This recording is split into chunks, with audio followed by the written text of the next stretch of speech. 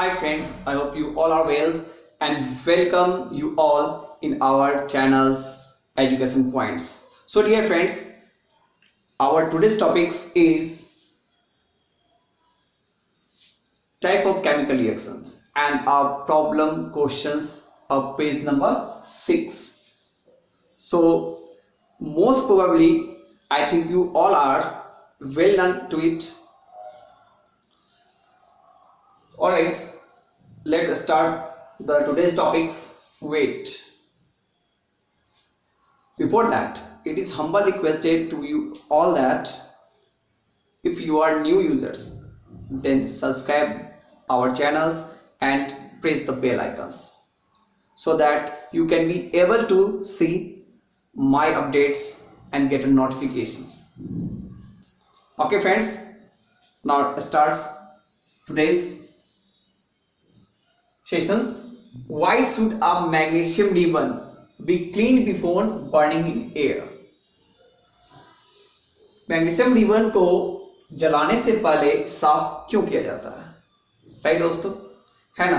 Actually क्या होता है कि हम लोग इससे पहले भी पढ़ चुके हैं, प्रीवियस वीडियोस में हमने इसके बारे में पढ़ा था कि एक्चुअली क्या होता है कि मैग्नीशियम रिबन को हम लोग इसलिए जलाते हैं क्योंकि मतलब कि क्लीन करते हैं, क्योंकि उसके ऊपर एक मोटा लेयर मैग्नीशियम ऑक्साइड का या मैग्नीशियम कार्बोनेट का चढ़ जाता है। जब उसको बर्न करते हैं तो वो जलता नहीं है, क्योंकि वो उसको जलने से रोकता है।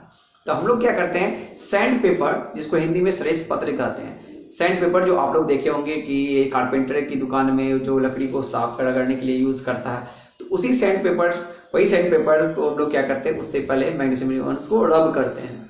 रब करने पे क्या होता है, उसके ऊपर का जो लेयर है मैग्नीशियम ऑक्साइड और मैग्नीशियम कार्बोनेट का, वो हट जाता है।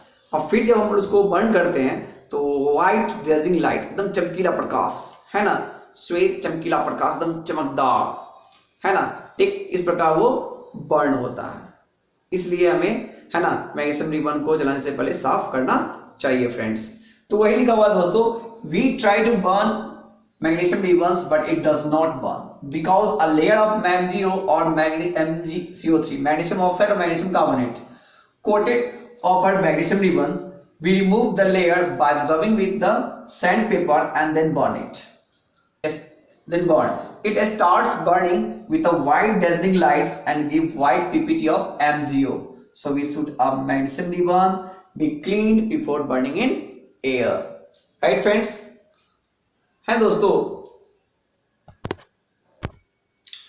हाँ फ्रेंड्स, तो सेकंड क्वेश्चन में कह रहा है right the balanced chemical equation for the following chemical reactions. इस केमिकल रिएक्शन के लिए एक बैलेंस्ड केमिकल इक्वेशन लिखना है।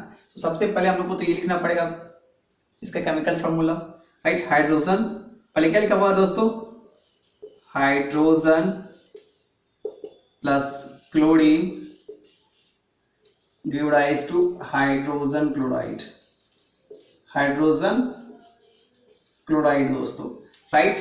तो हाइड्रोजन में क्या होता है H2 प्लस क्लोरीन का क्या होता है Cl2, give rise to HCl। Friends, जब भी हम लोग इसको करते हैं ना, तो सबसे पहले क्या करते हैं, जो नन मेटल होता है उसको हम लोग देखते हैं। किसको देखते हैं, नन मेटल को देखते हैं, क्योंकि हम लोग जनरली, आप लोग ने अभी तक के एलिमेंट्स नेम देखा होगा तो आपने गौर किया होगा कि नन मेटल में ही 2 ये सब लगता है, जैसे Cl2, N2, O2, है ना दोस्तों। फिर जैसे कि P4, S8 इस प्रकार। मगर कभी मेटल में नहीं देखा होगा Na2 अलग से, सिंपल अलग से नहीं रहता, ऐसा Mg2 अलग से नहीं रहता, किसी के साथ रहता, कंबाइन तो रह सकता है, बट अलग से कभी नहीं रहता ऐसा, है ना दोस्तों, राइट। तो यहाँ पर हम लोग क्या करना, सबसे पहले नन मेटल पे फोकस करना। नन मेटल को देखना, यहाँ पे 2 एटम्स है, यहाँ पे 1 एटम्स है, यहाँ पे कुछ नहीं तो 1 है ना दोस्तों। तो क्या करेंगे, अगर ये अलग अलग है तो दोनों का क्या करेंगे, एलसीएम लेंगे। 2 और 1 का एलसीएम क्या होता है, 2 होता है। तो इसको किस नंबर से मल्टीप्लाई करेंगे कि ये 2 हो जाएगा, तो ऑटो है कि यानी 1 से मल्टीप्लाई करेंगे। किससे मल्टीप्लाई करेंगे, 1 से मल्टीप्लाई करेंगे फ्रेंड्स, है ना, ठीक। और यहाँ पर तो 1 लिखा हुआ है, तो इस 1 को किसी से मल्टीप्लाई करेंगे कि 2 हो, क्योंकि एलसीएम तो 2 आया था, तो 2 से मल्टीप्लाई कर देंगे फ्रेंड्स। अगर 2 से मल्टीप्लाई कर देंगे तो क्लोरीन 2 1 जा 2 हो जाएगा, है ना, और 1 2 जा 2 हो जाएगा फ्रेंड्स। तो यहाँ क्लोरीन, यहाँ भी 2 हो गया, यहाँ भी 2 हो गया। अब हाइड्रोजन देखना, यहाँ हाइड्रोजन 2 है तो यहाँ भी हाइड्रोजन 2 है, यानी ये बैलेंस्ड हो गया। यानी इसको ऐसे लिख सकते हैं Ha2 plus Cl2 give rise to 2HCl। ये क्या हो गया, एक बैलेंस्ड हो गया। तो नन मेटल पे पहले फोकस करना है फ्रेंड्स, राइट। सेकंड क्वेश्चन कर रहा है क्या कि बेरियम क्लोराइड और एल्यूमिनियम सल्फेट, क्या कह रहा दोस्तों, barium chloride plus aluminium sulphate, right दोस्तों, give rise to barium sulphate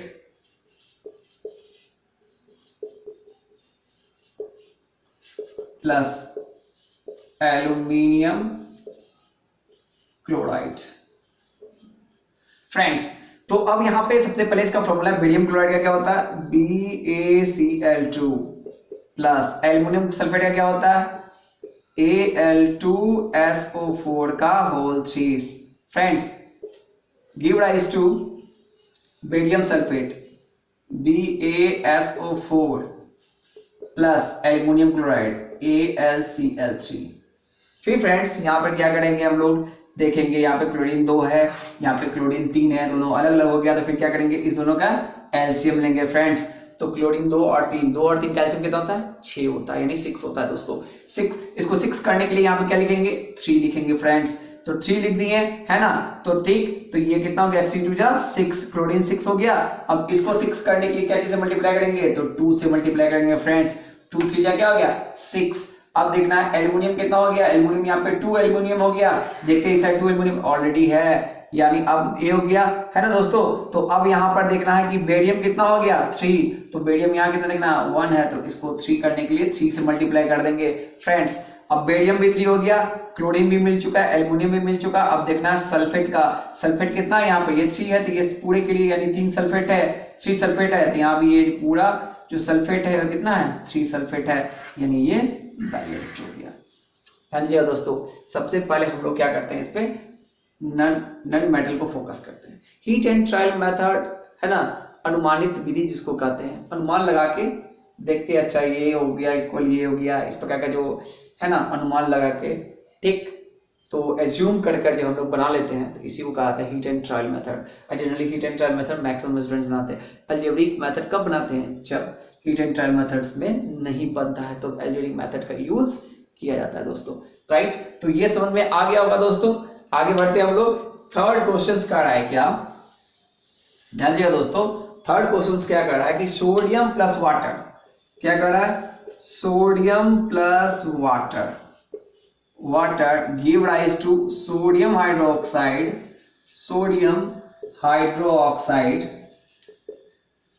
plus hydrogen. तो सोडियम का फॉर्मूला Na प्लस वाटर का formula H2O give rise to sodium hydroxide NaOH plus hydrogen H2, right friends. तो अब हम लोग को देखना है नन मेटल, यहाँ O एक वो है, यहाँ भी एक एटम्स है, यहाँ ओके, यहाँ भी एक एटम्स है। हाइड्रोजन देखना है, यहाँ 2 एटम्स है, यहाँ 2 और 1 3 एटम्स है, यानी हाइड्रोजन वैरी कर रहा, अलग अलग आ रहा है। सोडियम का देख लेते हैं, सोडियम यहाँ 1 है, यहाँ भी 1 है फ्रेंड्स, ओके फ्रेंड्स। तो अब सोडियम भी यहाँ पर मिल रहा है, सिर्फ हाइड्रोजन में ही गड़बड़ी है ना फ्रेंड्स, ध्यान दीजिएगा दोस्तों, राइट, कि यहाँ हाइड्रोजन सही है। मगर क्या होता है कि इसमें एक थोड़ा सा प्रॉब्लम है क्या, कि इसको आप जनरली आप जो अभी बताए थे एलसीएम मेथड वाला, इसमें यूज कीजिएगा तो फिर कभी कभी क्या होता है, थोड़ा आदमी फंस जाता है, प्रॉब्लम में फंस जाता है, राइट, है ना फ्रेंड्स। तो ऐसे जनरली थोड़ा इसमें फंस जाता है। इसके लिए क्या करना होता है, इसके लिए करना होता है आप इसका अलजेब्रिक मेथड यूज कर सकते हैं, अगर ये प्रॉब्लम होता है तो, राइट। मगर देख लीजिए दोस्तों, अगर यहाँ पे 2 है तो हम लोग कोशिश करते हैं कि इसको इवन में कन्वर्ट करने का, तो इवन में करेंगे तो 2 2 जा 4, यहाँ 2 हो गया, यहाँ 2 लगा देंगे तो क्या हो जाएगा 2 2 जा 4, ये 2 हो गया और ये 2, 4 हाइड्रोजन हो गया। ऑक्सीजन कितना हो गया 2, तो ऑक्सीजन यहाँ भी 2 हो गया। अब सोडियम कितना हो गया 2, तो यहाँ 2 लगा देंगे दोस्तों। तो अब ये क्या हो जाएगा बैलेंस्ड। दोस्तों कभी कभी थोड़ा सा अपना भेजा भी लगा लेना चाहिए, है ना, ये नहीं कि सब ट्रिक पर सब प्रोसेस पे ही डिपेंडेबल हो जाएगा। कुछ कैसे सवाल होते हैं इसमें, अपना ये जो बेजा होता है इसको लगाना पड़ता है ना दोस्तों। और कहा जाता है कि अपना बेजा जब लगने लगा तो सब बनने लगा, राइट ना। बस अपना भेजा कहीं कमाल है। चलिए आगे हम लोग दोस्तों देखते हैं कि इसके बाद जो क्वेश्चन है वो हमारे लिए बहुत ज्यादा फ्रेंड्स। क्वेश्चन में करा, तीसरा क्वेश्चन में करा, right a balanced chemical equation with the state symbols for the following reaction. यानी इसके स्टेट सिंबल यानी किस स्टेट में ये कंपाउंड है ना, ठीक, उसके बारे में भी लिखना है दोस्तों, राइट। तो क्वेश्चन करा है कि solution of barium chloride and sodium sulphate is in water, यानी जैसे ही वाटर आ गया तो एक्वा सॉल्यूशन हो जाएगा, है ना दोस्तों। React to give insoluble barium sulphate and a solution of sodium chloride. और जैसे इनसॉल्युबल हो गया यानी ये सॉलिड फॉर्म में आ गया, तभी तो ये इनसॉल्युबल है, सॉल्यूट नहीं हो पाया, है ना दोस्तों। और सॉल्यूशन का मतलब एक्वस होता है, जैसे जिस सॉल्यूशन का सॉल्वेंट वाटर हो गया तो उस सॉल्यूशन को एक्वस सॉल्यूशन कहा जाता है, जिसको AQ से इंडिकेट किया जाता है दोस्तों, राइट। ये फर्स्ट चैप्टर का सबसे इंपॉर्टेंट क्वेश्चन है ना दोस्तों। ये अक्सर पूछा जाता है CBSE में भी और बिहार बोर्ड में भी ये अक्सर पूछा जाता है दोस्तों, इसलिए इस पे विशेष फोकस करना है, राइट। तो कह रहा है कि solution of barium chloride, right. तो बेरियम क्लोराइड, राइट फ्रेंड्स, ये सॉल्यूशन है यानी AQ aqua solution plus sodium sulphate,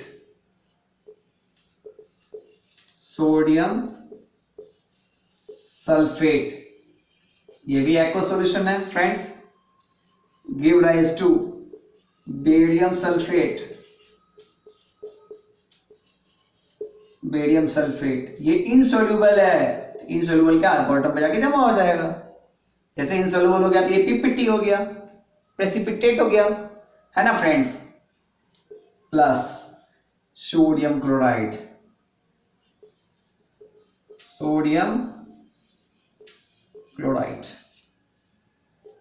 ये भी एक्वस सॉल्यूशन हो गया, AQ हो गया दोस्तों, राइट। बेरियम क्लोराइड का क्या हो गया formula, BaCl2 aqueous solutions plus sodium sulphate का क्या हो गया, Na2, ध्यान दीजिएगा Na2SO4 aqueous solutions. Give rise to barium sulphate BaSO4 solid नीचे आ गया, और plus sodium chloride NaCl aqua solutions. Friends ये व्हाइट PPT है, व्हाइट PPT है ना, यानी व्हाइट कलर का प्रेसिपिटेट है ये, जो बॉटम पे चला गया सॉलिड फॉर्म में है। ये S का मतलब सॉलिड हो गया, ये AQ का मतलब एक्वा सॉल्यूशन हो गया, यानी वाटर सॉल्वेंट है इसका।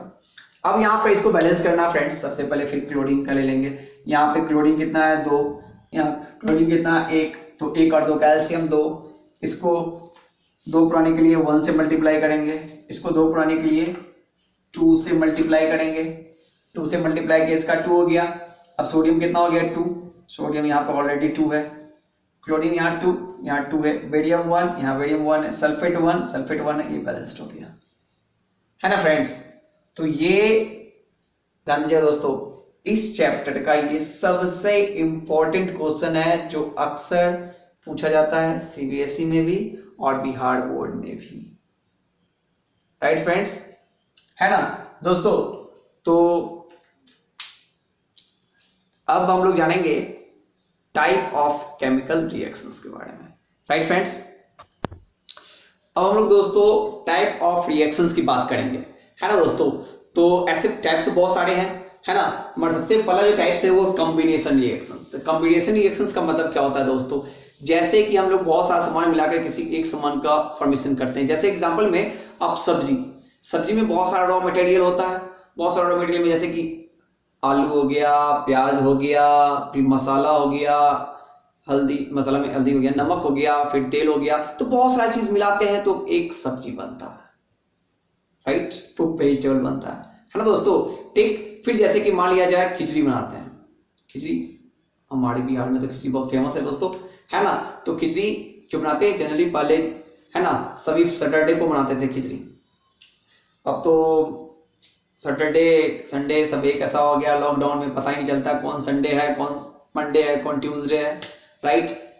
किसी दूसरे से पूछना पड़ता है कि भैया आज डेट कौन सा है, तो वो कहता है एक काम करो भाई, मोबाइल में देख के बताते हैं तुमको। ऐसे ऐसे जवाब आते हैं, है ना। कोई कहता है कि यार कौन सा दिन है, तो वो उससे पूछ रहा है, वो कह रहा है रुको रुको, नहीं नहीं आज बृहस्पति, नहीं नहीं आज तो बुध है, नहीं यार आज शुक्र है। ऐसे करके हम लोग एक दूसरे से डे पूछते हैं। लॉकडाउन ऐसा स्थिति सबका कर दिया है दोस्तों, राइट। तो पहला जो ये केमिकल जो कॉम्बिनेशन रिएक्शंस है, इट मींस जो बहुत सारे, है ना, सब्सटेंस मिलकर किसी एक सब्सटेंस का फॉर्मेशन करता है, तो उस प्रकार के रिएक्शंस को हम लोग क्या कहते हैं, कॉम्बिनेशन रिएक्शन कहते हैं।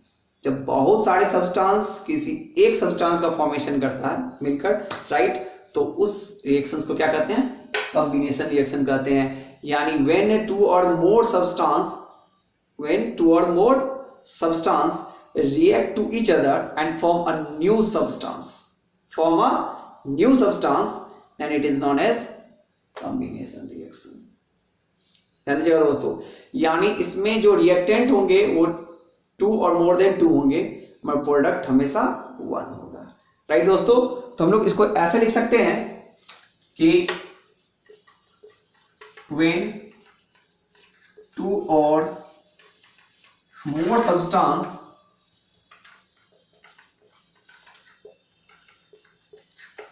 react to each other and form a single product, single substance यानी product, then it is known as combination reaction।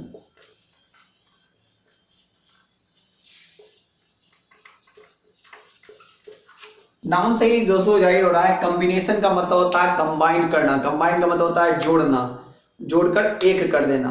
तो वही चीज है जब 2 और मोर सब्सटेंस को क्या करता है, ये जोड़कर एक कर देता है और सिंगल प्रोडक्ट बना देता है। तो इस प्रकार के रिएक्शंस को क्या कहते हैं, कॉम्बिनेशन रिएक्शन दोस्तों। अब इसका एग्जांपल, राइट दोस्तों, तो जैसे example H2 plus O2 give rise to H2O, right friends।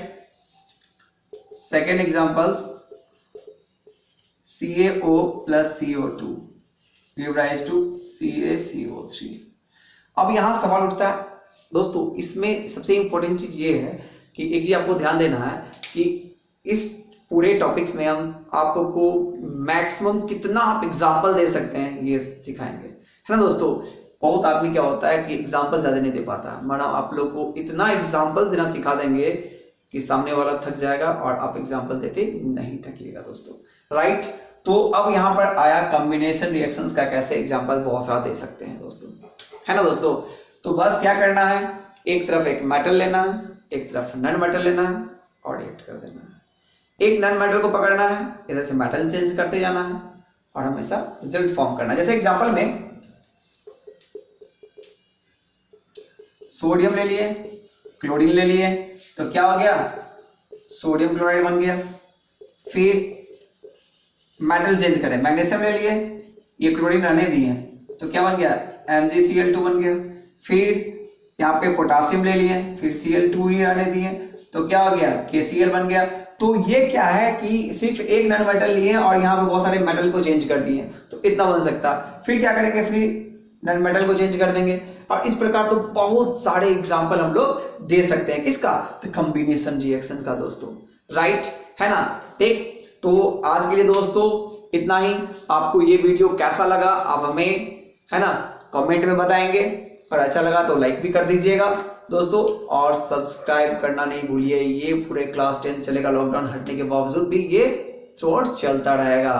ठीक, थैंक यू, जय हिंद दोस्तों।